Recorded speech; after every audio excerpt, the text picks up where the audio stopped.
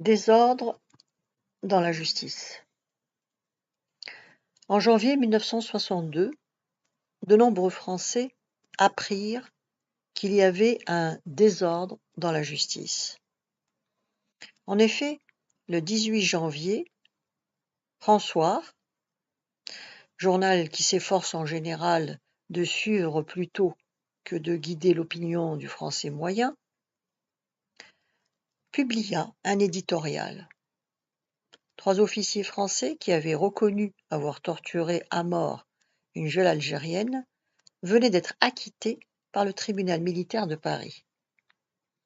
Peu de temps auparavant, on avait su, avec un certain retard, que, le 11 octobre 1961, le tribunal d'Avesnes-sur-Helpe, dans le Nord, à l'issue d'un procès à huis clos, avait condamné à 150 francs d'amende 3 gendarmes qui reconnaissaient avoir interrogé 4 Algériens en utilisant l'électricité. François citait ces exemples, les mêlant à d'autres qui pouvaient paraître singuliers, comme le fait que la plupart des condamnations à mort prononcées contre des membres du FLN n'avaient jamais été exécutées. Quelques jours plus tard, comme pour confirmer publiquement cette impression de désordre, on apprenait que le procès d'un plastiqueur n'avait pu avoir lieu devant la cour d'assises de Nîmes parce que 3 jurés avaient refusé de prêter serment. Il aurait fallu employer la force pour les y amener, avait-il déclaré. Les uns disant qu'ils avaient peur de représailles, les autres que, puisqu'il s'agissait d'un procès politique, cela regardait le gouvernement. Une affaire de gouvernement. Au fond, les jurés de Nîmes n'avaient peut-être pas tort. On enseigne aux jeunes Français, comme à la plupart des jeunes Européens ou Américains, qu'il y a 3 pouvoirs, et que le pouvoir judiciaire est rigoureusement distinct du pouvoir législatif et de l'exécutif. Il fut un temps où quiconque au Parlement osait parler des magistrats comme de fonctionnaires était ouvert, ou plutôt vertement réprimé par tous les groupes, de l'extrême droite à l'extrême gauche. Qu'il s'agisse là d'un mythe, qu'en réalité les magistrats dépendent du pouvoir qui les nomme, les promeut et les paie, et aussi, comme on dit, de l'air du temps. C'est un fait que la guerre d'Algérie et l'attitude de la justice face au problème de la torture ont amplement démontré. Un homme, au moins, n'a jamais cru au mythe de la séparation des pouvoirs.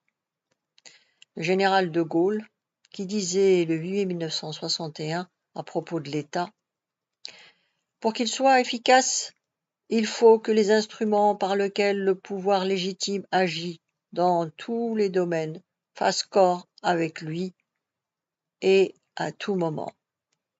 Cela est vrai évidemment de son bras séculier, c'est-à-dire de l'armée, de la police, de la justice, pour lesquels l'accomplissement rigoureux des devoirs qui leur incombent constitue un impératif catégorique autant que magnifique. »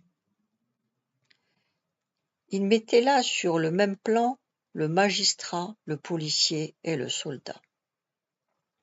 La situation serait claire si le pouvoir était clair et unique.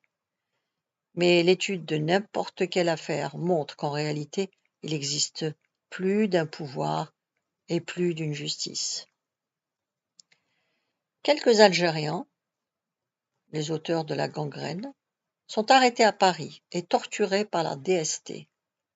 Pendant l'interrogatoire de police, l'un d'entre eux s'entend proposer par un agent, s'il se montre docile, d'être présenté immédiatement au juge d'instruction, son ami Batigne. Entre certains juges spécialisés dans un domaine bien précis et certains services de police, il existe des relations assez troubles. On a été jusqu'à parler de réseau. Il est en effet de notoriété publique que lorsque M. Batigne était juge d'instruction auprès du tribunal de grande instance de Paris, la plupart des affaires qui, de près ou de loin, regardait la DST, lui était confiée.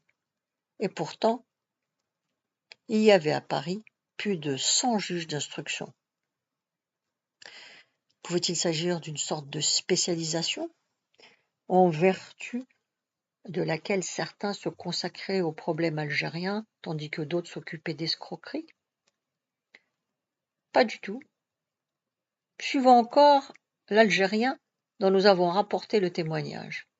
Après avoir décrit les tortures qu'il a subies, il écrit : « À 3 heures, je t'ai présenté, menottes aux mains, à monsieur Batigne, juge d'instruction. Il regarda ma barbe de 12 jours, ma face tuméfiée, les croûtes sur mon nez, et me dit seulement : vous êtes inculpé d'atteinte à la sûreté de l'État et de reconstitution de l'île du Sout. Vous serez écroué à Fresnes. Je le regardai longuement, sans un mot. Qu'est-ce que vous voulez ? Me dit-il. Je ne répondis pas. Il dit alors au garde : emmenez-le.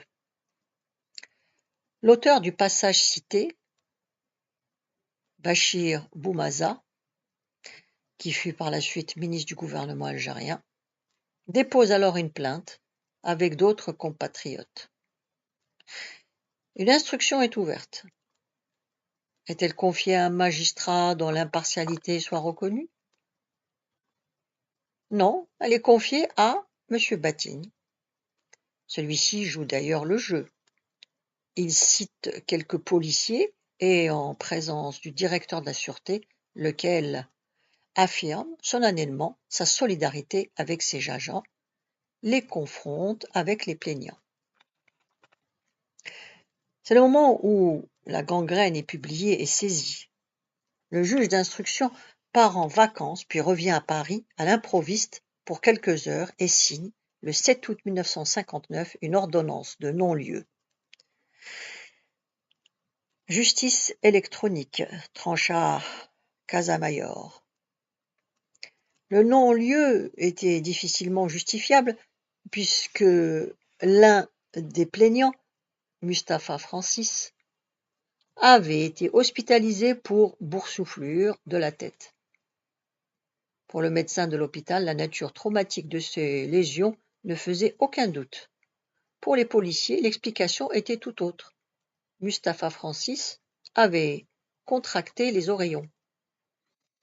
Appel fut interjeté contre le non-lieu, mais le substitut du procureur général écrit lui aussi que le jeune Algérien était atteint des oreillons, puisque le médecin avait constaté des boursouflures, des tuméfactions paratidiennes et une raideur du cou qui sont des symptômes de cette affection, puisque les oreillons ne sont qu'une inflammation des parotides. Interrogé à l'audience sur l'origine de ses compétences médicales, il déclara les tirer du petit Larousse. Le parquet demandait donc la confirmation du non-lieu, et c'est ce qui fut fait, en 2 temps. En octobre 59, pour 2 des plaintes, en mars 62, pour les 2 autres. Parmi les attendus du premier jugement, on pouvait lire : attendu que, sur la base des seuls témoignages dignes de foi, c'est-à-dire ceux des policiers qui ont été en contact avec le plaignant, l'enquête n'a apporté aucun élément susceptible de confirmer une accusation aussi grave. Il existe donc des magistrats capables d'écrire que lorsqu'un Algérien accusait des policiers, seuls les accusés étaient dignes de foi. Partant de ce qui n'était peut-être au départ qu'une simple solidarité personnelle entre un juge et un policier, ou un groupe de policiers, c'était une institution tout entière qui mettait en jeu son honneur.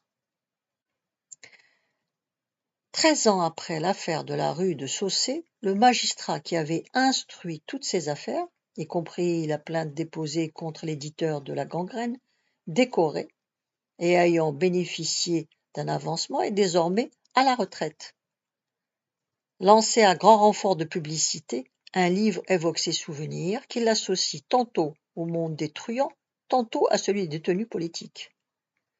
L'affaire de la gangrène y est présentée sans être nommée. Le temps a effacé bien des souvenirs et le président Batigne a oublié que c'est lui-même qui instruisit l'affaire d'atteinte à la sûreté de l'État contre Boumaza et ses amis. Il se souvient même que le substitut qui le chargea d'instruire la plainte en sévices lui dit, de toute évidence à propos de Boumaza, « Il est d'ailleurs aujourd'hui inculpé par un de nos collègues. » Le juge Batigne fut, il nous le dit, courageux. Il imposa, malgré les avis d'un haut fonctionnaire de police, une confrontation générale, faisant valoir que le prestige de la justice serait atteint si tout n'était pas fait pour rechercher la vérité. J'avais décidé que la confrontation aurait lieu, elle a eu lieu. Elle ne donna rien, ajouta-t-il. L'information devait se clore par un non-lieu. Mais un des hauts fonctionnaires mis en cause, selon son témoignage, il ne peut guère s'agir que de M. Verdier, devait lui faire, quelques jours après le non-lieu, une confidence.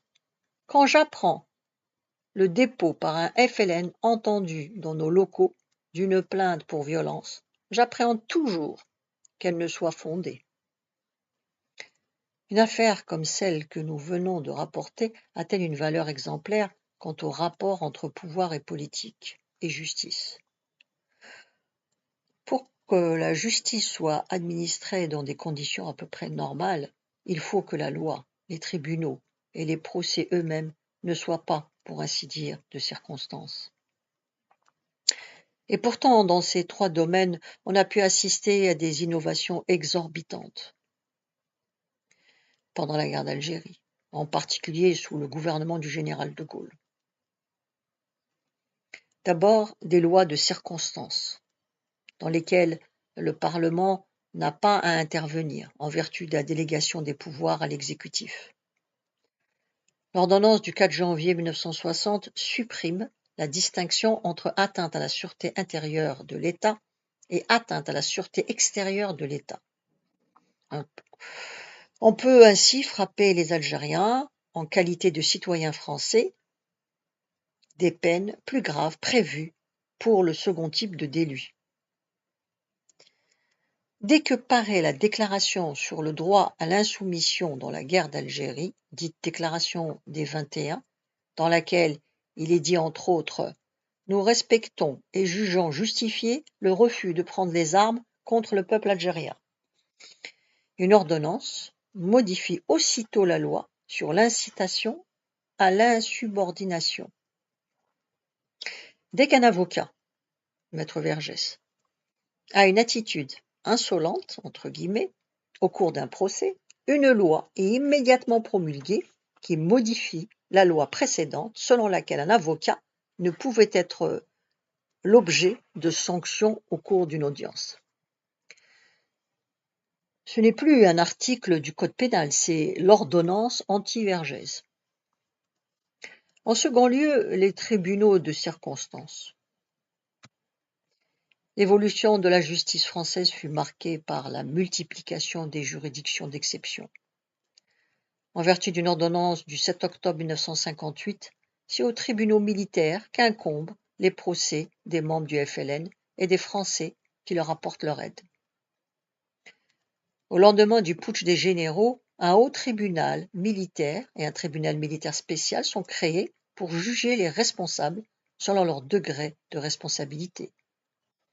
Le haut tribunal militaire reconnaît au général Salan des circonstances atténuantes, entre parenthèses, et ce tribunal est immédiatement dissous et remplacé par une cour de justice militaire présidée par un général. Celui-ci est à son tour supprimé par la loi du 15 janvier 1963, qui instaure une cour civile et militaire dite de sûreté de l'État. Contrairement à ce qui était la règle pour les délibérations de la Cour militaire de justice, les verdicts de ce tribunal sont susceptibles de recours en cassation. Le président est un magistrat civil.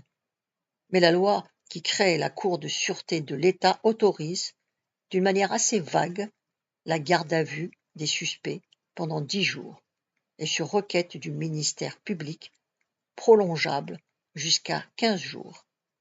C'est ainsi qu'est institutionnalisée l'une des pires parmi les mesures extraordinaires prises pendant la guerre d'Algérie. En revanche, on trouve aussi le cas de magistrats qui font partie de commissions purement administratives. L'un d'entre eux, par exemple, présidait une commission chargée de contrôler les mesures de détention administrative frappant des hommes qu'aucune juridiction n'a condamnés. La suite demain. Vous pouvez vous abonner.